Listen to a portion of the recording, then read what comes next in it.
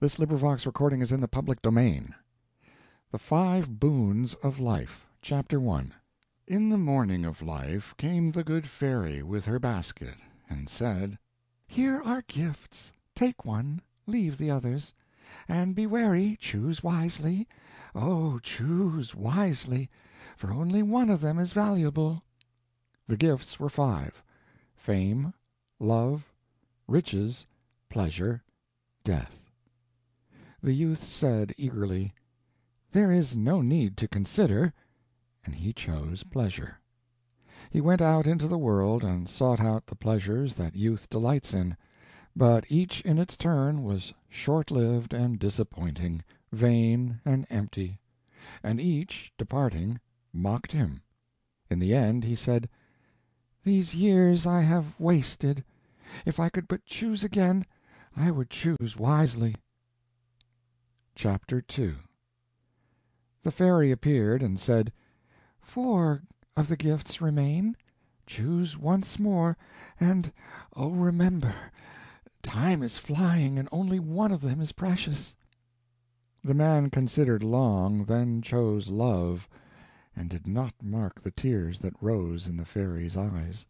After many, many years the man sat by a coffin in an empty home, and he communed with himself, saying, "One by one they have gone away and left me, and now she lies here, the dearest and the last. Desolation after desolation has swept over me. For each hour of happiness the treacherous trader Love has sold me, I have paid 1,000 hours of grief. Out of my heart of hearts I curse him." Chapter 3. "Choose again." It was the fairy speaking. "The years have taught you wisdom. Surely it must be so. 3 gifts remain. Only one of them has any worth. Remember it, and choose warily." The man reflected long, then chose fame, and the fairy, sighing, went her way.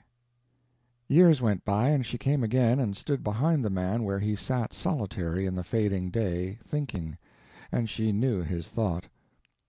"My name filled the world, and its praises were on every tongue, and it seemed well with me for a little while. How little a while it was!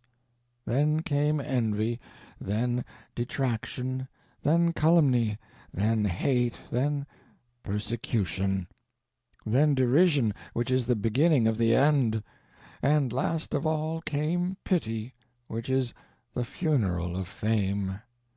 Oh, the bitterness and misery of renown! Target for mud in its prime, for contempt and compassion in its decay." Chapter 4. "Choose yet again." It was the fairy's voice. "2 gifts remain, and do not despair. In the beginning there was but one that was precious, and it is still here." "Wealth, which is power. How blind I was!" said the man. "Now at last life will be worth the living. I will spend, squander, dazzle. These mockers and despisers will crawl in the dirt before me, and I will feed my hungry heart with their envy. I will have all luxuries, all joys, all enchantments of the spirit, all contentments of the body that man holds dear. I will buy,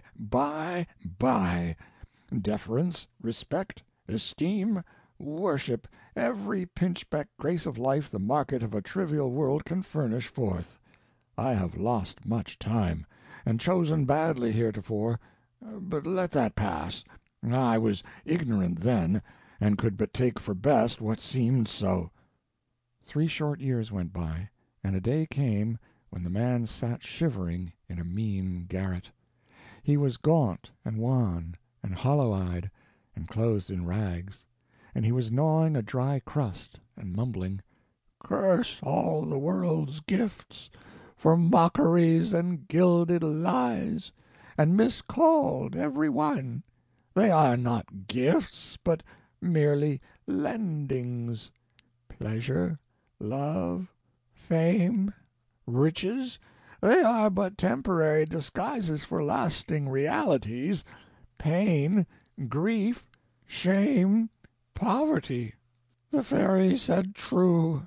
In all her store there was but one gift which was precious, only one that was not valueless.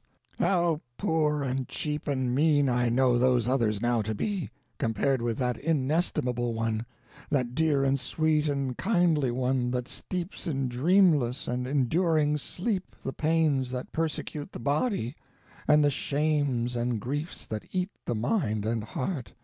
Bring it. I am weary. I would rest. Chapter 5. The fairy came, bringing again 4 of the gifts, but Death was wanting. She said, "I gave it to a mother's pet, a little child. It was ignorant, but trusted me, asking me to choose for it. You did not ask me to choose." Oh, miserable me! What is left for me?